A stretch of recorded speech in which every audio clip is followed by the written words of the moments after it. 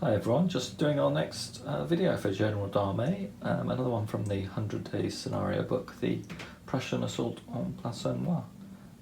Just completed doing the setup for the game and just give you a quick view of the armies, just a quick overview of the table.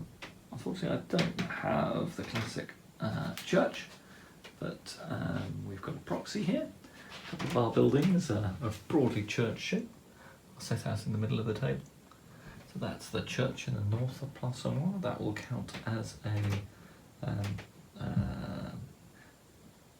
strong point in the General d'Armée rules, so a slightly better defended location. And then we've got two town locations at the back marked out by those fenced areas. So the village itself is made up of three components, and we can see it here occupied by Lobau's 6th Corps. We've got one brigade here of small French battalions. These ones are only 4 bases each, reflecting the weaker state of the units in the 6th Corps, supported by a foot artillery battery.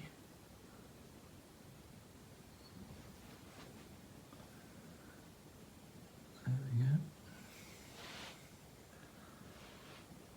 As we pull back into Plancenoit, we've got another brigade, one occupying the churchyard, one battalion occupying the first part of the town, and 2 more battalions in reserve, supported by another foot artillery battery.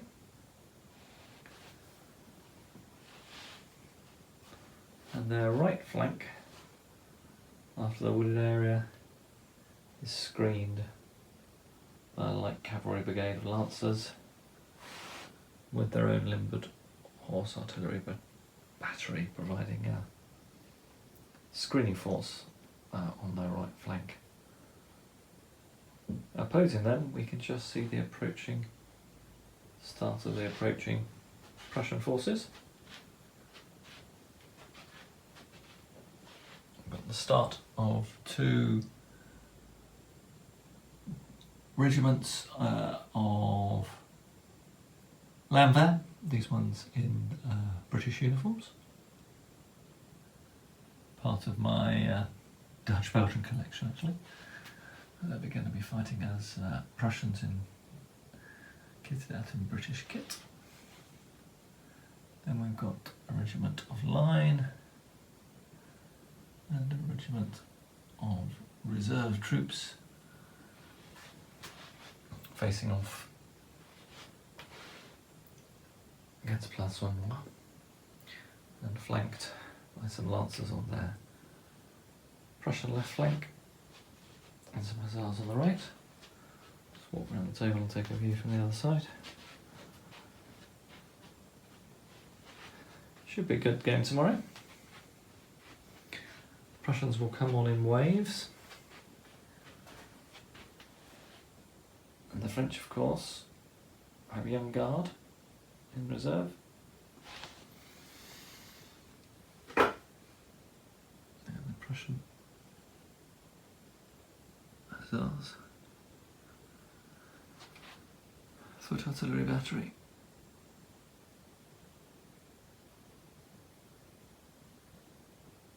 Land there. More land there behind some Jaegers, skirmishing for them.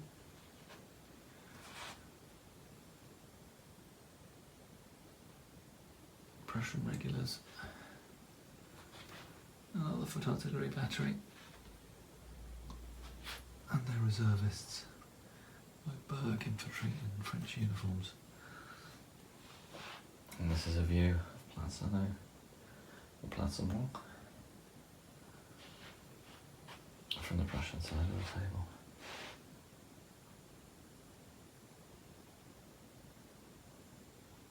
Alright, we'll start the game tomorrow. I'll be back with the first turn.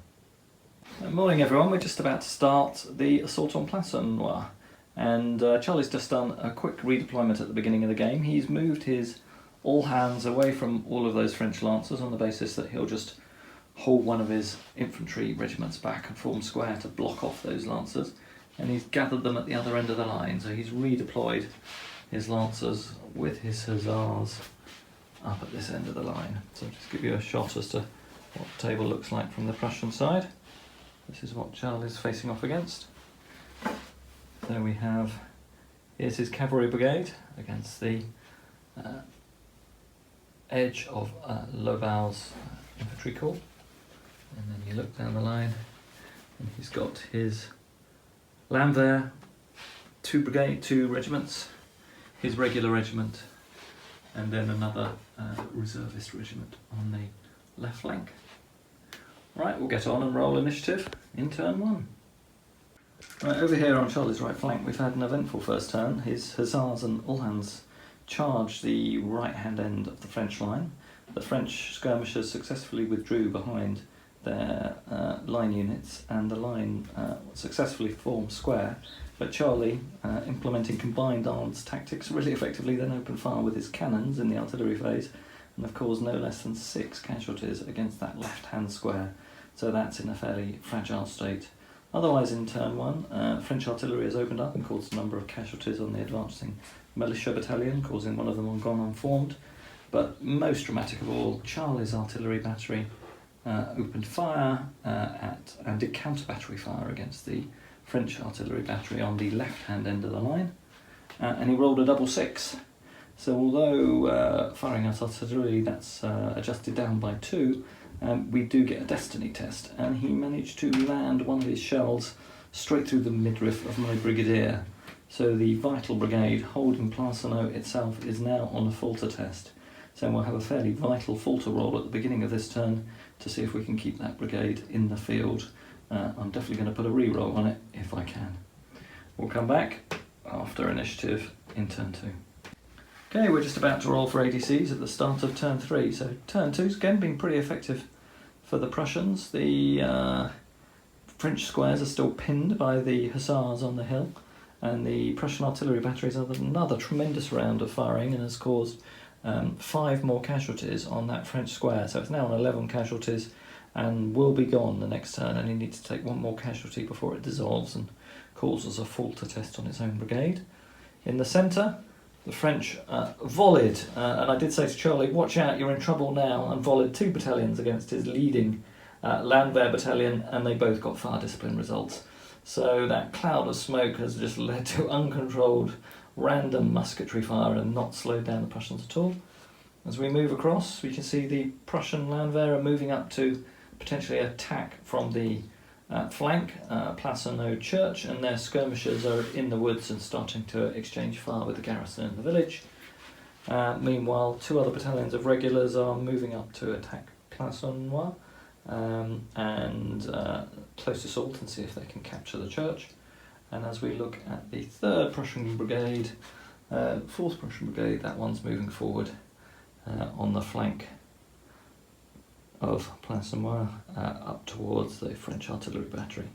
Over on the extreme flank, the French lancers continue to move forward.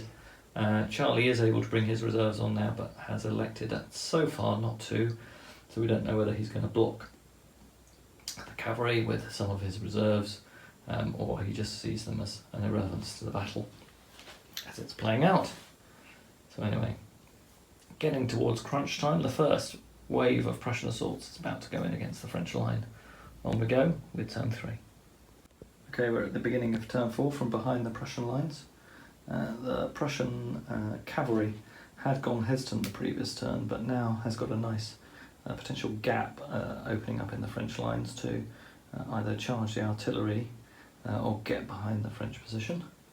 As we move across, unfortunately Charlie's Landwehr brigade has gone hesitant. Hasn't yet really suffered major casualties and has formed lines and started exchanging volleys with the French behind the hedge line.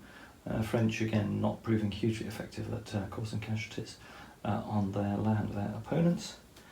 All musketry fire from this French brigade has been concentrated on trying to cause some casualties in the village, and that's been joined by these Jaegers who are at the edge of that wood deep in the French position. Meanwhile, Charlie has also brought on another regular reserve brigade here. They're not actually hesitant. I'll just take that marker off. So they're coming up again to reinforce the potential attack on the village. And then as we move across to the Prussian left flank, still you can see those French lancers forming into position, but again Charlie's brought some reserves on. Landwehr regiment this time, and the far left of those battalions has already formed square to secure that flank against a potential French cavalry attack, while his reservists continue to move forward. But unfortunately those guys have gone hesitant. When we look at the French position, still very open here on the French right, just that artillery battery and those skirmishers really holding off that Prussian regiment, but the opportunities for some French reserves to come in. In the centre, Plancenoit still looks quite well held, and we have some reserves arriving. So given the loss of one of our 4 battalions that were holding this flank, we've decided to reinforce this flank first. So we've got 4 battalions of Young Guard, and these are actually my middle guard figures because I don't have any Young Guard. So we've got 4 battalions of Young Guard just moving onto the table to reinforce this flank and also potentially provide some reserves to retake Plancenoit if it falls. So that's where we are at the end of turn 4. Sorry, at the beginning of turn 4.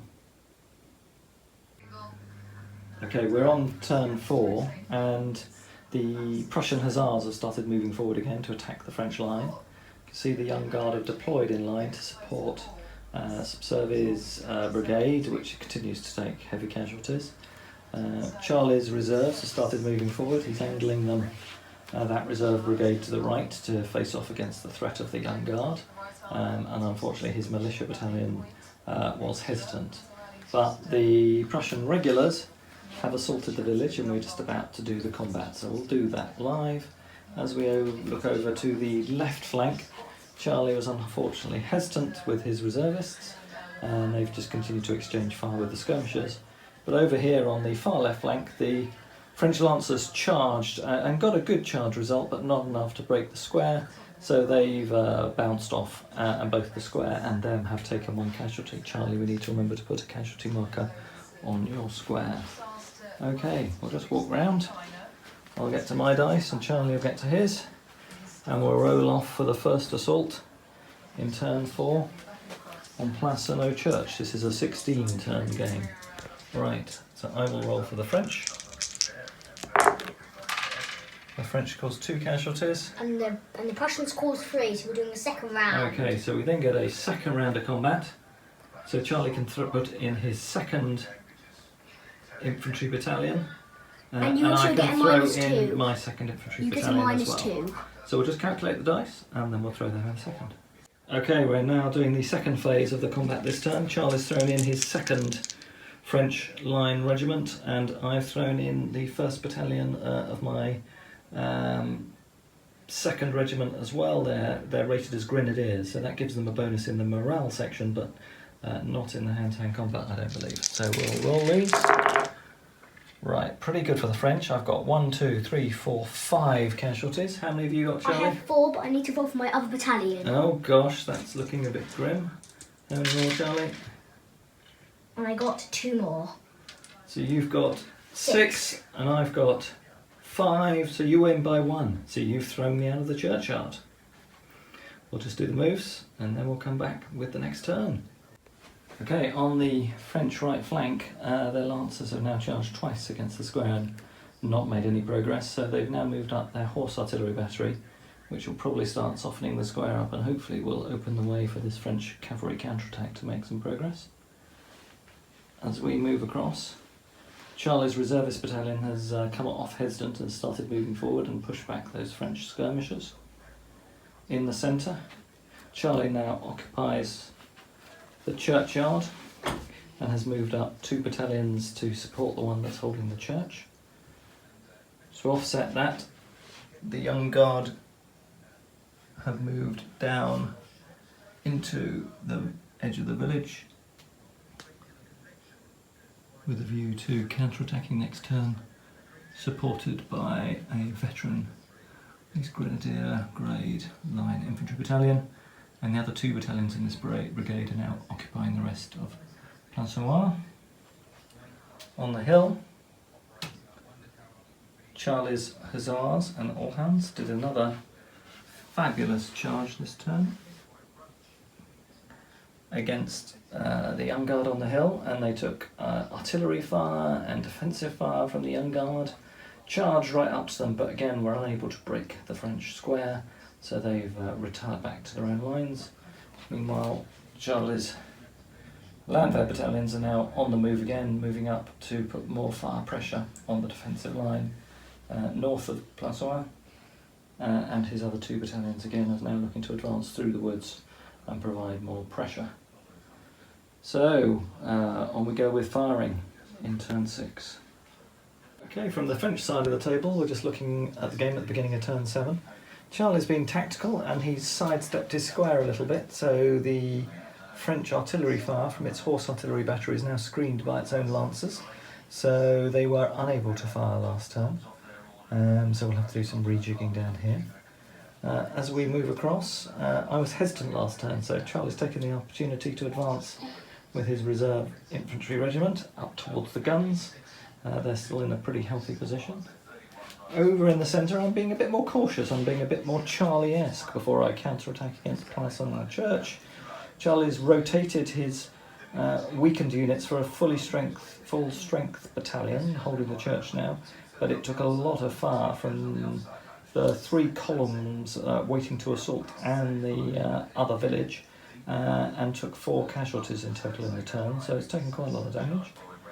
Lots of Prussian reinforcements approaching the line and starting to advance through those woods towards the French position, and here our 2 weakened battalions are continuing to exchange musket fire with the Landwehr, and neither side really close to a breakthrough but weakening one another. I think our 2 brigades are just sort of wearing one another down, and unfortunately on my far left flank, isolated French square, I forgot to unsquare it, so it took 5 casualties from Prussian artillery fire this turn, but similarly Charlie failed to move his cavalry, which took the grand total of 0 casualties from my artillery fire, so, but it's still very weak, so I think I've pretty much seen off the cavalry threat on the French left flank. Alright, one last look at the table as we start turn, is this turn 7 or turn 8, Charlie? It's turn 7. We start turn 7. Alright, we're just at the end of turn 7. Charlie's retired his hussars behind his lancers because they've taken 7 casualties, been the subject of quite a lot of artillery fire. That poor French brigade, a battalion down there, has now taken 9 casualties, 1 more, and it will disappear. And one of its colleagues did disappear this turn to fire from the Landwehr battalion that was facing off, but its sister battalion took off the 2nd Landwehr battalion in return. Charlie is now moving up his regular infantry regiment that was sitting in reserve to fill the gap, and his Landwehr over here have moved in to occupy the church, while his regulars, who were in the churchyard, who've taken quite a lot of casualties, are moving up to support the attack on another bit of Plancenoit, as has his reserves over there. Unfortunately, my brigade in the village had a hesitant result, so the artillery could only fire straight forward, so Charlie was completely able to outflank the artillery battery, which was up against that hedgeline there. So they've done an emergency limber and pulled back off the table, and they can then come back in from reserves later on. Over on this flank, Charlie has formed some more squares to make sure he's doubly resilient against attacks here, and effectively has neutralised the French lancers. So even if their artillery is able to weaken the square, they've got 2 others to get through before they can get on the field. So there we are at the end of turn 7. Charlie's now holding the church and is bringing up reinforcements to hold the line. I think the French will be looking to counterattack into the churchyard, though probably next turn. They've again caused 4 casualties on the unit garrisoning the church from the massed firepower of all those battalions that face the church. So I'll see how we go as we move into turn 8. Okay, so we're having a really eventful turn 8. Charlie has been really effective over on this flank. His artillery battery caused the last casualty against the French battalion that was on the left of the guns, so that one has fled the battlefield, and his all-hands charged the battery. It did short-range canister, caused no casualties, so he's just charged home. We'll roll the combat results in a second.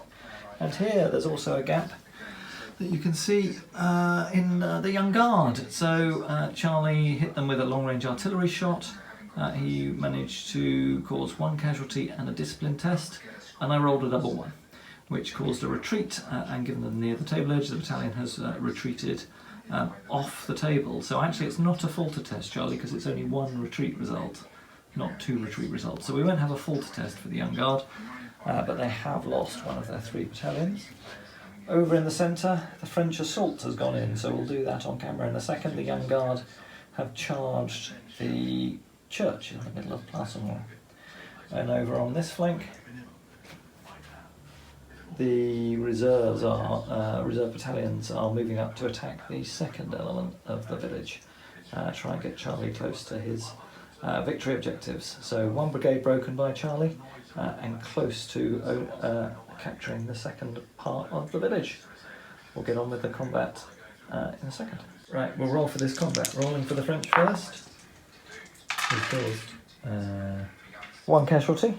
For the mighty Prussians caused 4. 4 casualties for the Prussians. I think the cavalry will have overwhelmed the guns and broken that battery. Right, just rolling for the Young Guard assault. Because this is a strong point, it's -2, and they've taken 4 casualties, so they lose 3 dice. So they roll with 3, and they cause 1 casualty. And Charlie, you got 4 dice. What'd you get? I got 3 casualties. The Prussians have won. So the Prussians throw the Young Guard back, and they don't get a chance for a second round of combat because they've won by 2. Alright, that's the end of turn 8. Hold on. Right, we're now on the beginning of turn 9, and we've got some fairly critical rolls here. As the Young Guard were thrown back from the village, that battalion unfortunately had to retreat off the table edge, so that brigade has now lost 2 retreating Young Guard battalions in the turn, so is faltering, as is the 1 remaining battalion of the Lobal's 6th Corps that were strung out protecting the left flank from Plancenoit. And unfortunately I only rolled 2 ADCs, as one of the brigades is already demoralised. It needed a 5+ and didn't get it. So I've only got 2 dice. I will do the 6th Corps Battalion first. We'll do that live on camera, see what results I get. Oh, I've managed to roll it under the house. That's a 5. I wish I'd got that on the Young Guard. And now for the Young Guard. It's a 3. So let's just have a look at the table. A 5 is obey orders, but a 3 is retire. So retreated and routing units disperse, all remaining units retire, which is 12 inches. So I think this Young Guard battalion may well disappear off the table. There is the table edge, that might well be 12 inches. The other one will probably stay on, but will now be demoralised. So the French flank is in complete disarray. The Prussians have pretty much won this flank. We've still got a 2nd Young Guard brigade as reserves, and I think the Old Guard are now released as Charlie is, has destroyed the 1st Young Guard battalion. So it's a long way to go in this game, but looking good for the Prussians so far. Right, it's the start of turn 11. I think I need to take radical action with those Lancers. They're really achieving nothing over there, and I need to redeploy them. Try a different angle of attack, especially as the Prussians are looking like they're going to be pretty much victorious at taking Plancenoit. The reserve brigade has successfully charged the edge of the village and ejected the French from the 2nd of the 3 built-up areas, meeting that victory condition. And they have a brigade of heavily damaged but still serviceable regulars in support. Their Landwehr still holds the church, and repulsed the Young Guard. That resulted in a Young Guard battalion retreating. They had a falter result. The brigade then got retire orders. So there is only 1 battalion left of that Young Guard brigade, and that battalion and that brigade is, or regiment rather, brigade is demoralised. and we have the one remaining battalion of Lobert's Corps, also in a demoralised brigade, just about holding off against huge pressure here. We have 1, 2, 3, 4, 5 Prussian battalions there, 3 of which are redeploying towards the centre of the village, and the Prussian artillery batteries are also on redeploy orders, and their cavalry is outflanking that demoralised Young Guard brigade. So the French really are limited to about 4 battalions left on table, 1 in line there, 1 holding this final part of Plancenoit, and 2 brigades of the 2 battalions of the 2nd Young Guard brigade have just reached the village. We'll go and check the scenario rules. It might be I can release the old guard, and I very much need to. Once again, it looks like my generalship really is not up to much. Anyway, hope you're enjoying the game. We're going to have a bit of a break now, and we'll come back with the conclusion of the game tomorrow. Right, we're at the beginning of turn 12, and things continue to go well for the French. For the Prussians. In turn 11, they stormed into the last village and have now occupied it, so they now hold the whole of Plancenoit, and they have brought some fresher troops to the buildings they're garrisoning. There is still 1 French battalion holding out on the outskirts of this building here, and another French battalion. Both of those are original brigades, and they've only got 1 battalion left, just in the edges of the village. The French cavalry here charged the French in the rear, but they fled before contact. And we have 1 remnant old Young Guard battalion here. The French have successfully brought on their 2nd Brigade of Young Guard and their Old Guard. So 1 final throw of the dice for the French to try and recapture Plancenoit. And we'll see how that goes as the French do their movement in turn 12. Right, at the beginning of 13, the French artillery have been pummelling this Lanvert square. They've forced it to go unformed, so the Lancers, rather than redeploying, thought, let's try and break through and charge into it. So they charged into the Lanvert, but they managed to roll a 11, adjusted by 1 because of casualties. Actually, it should have been adjusted by 3, Charlie, because it's unformed as well. So they will have got an 8 result. But anyway, still wouldn't... well, we'll have a look at that one again, see if they have been able to charge in. Otherwise, as we look across in turn 13, the Guard are now in a position to start advancing on the village, and some exchange of fire caused the reservists who were in position in front of the Old Guard to take some casualties, and they got a savoir-qui-peur result. So that brigade of reservists has disintegrated in the face of the advance by the Prussians. So the village is currently unoccupied, that last part of Plancenoit, but there's still a huge mass of Prussian troops looking to redeploy to face off against the Guard counterattack. They've only got 3 turns, so looking a tough ask to keep the Prussians from breaking through in Plancenoit. So we're on turn 14. The Old Guard have just got a forwards order, so they're going to charge 2 battalions into the edge of Plancenoit, see if they can break in, much like the historical scenarios.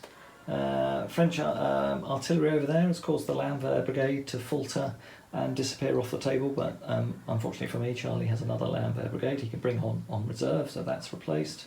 And Charlie also has got a forwards order off on his Prussian reinforcements that are steaming through the centre here to support the troops in Plancenoit and try and drive off the last remnants of the French counterattack.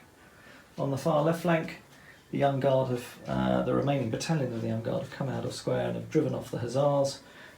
They did successfully charge into that line battalion by the hedge line in the rear, but they exposed themselves to a volley from the Young Guard. Hussars were destroyed and the Uhlans have fallen back. Alright, on we go with charges. Charlie has the initiative, and we'll see how we go on in turn 14. Alright, in turn 14, it's the critical moment of the game. Charlie's forwards order has moved masses of Prussian troops up on the edge of Plancenoit, and the forwards order executed by the Old Guard led to 2 Guard battalions charging in. We've just done the charge results for the left-hand chasseurs of the Old Guard. They managed to roll 1, 2, 3, 4, 5, 6, 7 dice. Charlie only had 4. I was really confident we were going to get in, and I managed to roll 1 hit. Charlie's rolled 3, So he's repulsed the old guard. Shows you complete misplaced confidence. I thought I was going to roll into these two villages. So they're now on a retreat order. We'll now do the second combat. So I'll have 7 dice. I lose 1 extra because that guard battalion has already taken 5 casualties. Charlie, how many battalion dice do you start with? 4 again? So 3. you've got I've got 3. 6 casualties, so you start with 4. Yes. Okay, so you roll 4 and I roll 6. Let's see if the other guard can get in. Bit better this time. I've caused 3 casualties. Charlie, you roll your 4. Oh, you roll 1? I've done 1 casualty so far, so no matter what, I will... Actually, no, if I do this casualty, I might be able You to... get a second round. Yep. And I do. Second round coming in. So you caused how many, Charlie? 2. All right. So we then find a second round of combat, and Charlie, you've got a second battalion you can throw in. Yes. But I get a dice back because it's not a built-up area. I So I get... take 3 more casualties, so I'm on 6, 7, 8, 9. Oh gosh. 3 more casualties. And I'm on So 8. I then should be on 5 normally. I lose 1 for the 2 casualties. I gain 1 for being elite and 2 for being 2 morale grades better than you. I have 3 in total because I have now 8 casualties. Yeah. But I do have a strong battalion coming in. No, unfortunately, Charlie, that's got 9 casualties, so that just brings 3 dice to the party. Yeah. So I have 6 So now. you have 6 and I have 6. Wow, this is close. Let's see what you roll first. I roll. I think that one's a 4, but that one's cocked. We'll roll that one again. Oh, that was a 5. So I've rolled 3 casualties. And I need to re-roll this one. If I get this hit, if I do this, It's a draw. I win. Because I got 3 so far. Okay. Oh, I don't. It's a draw.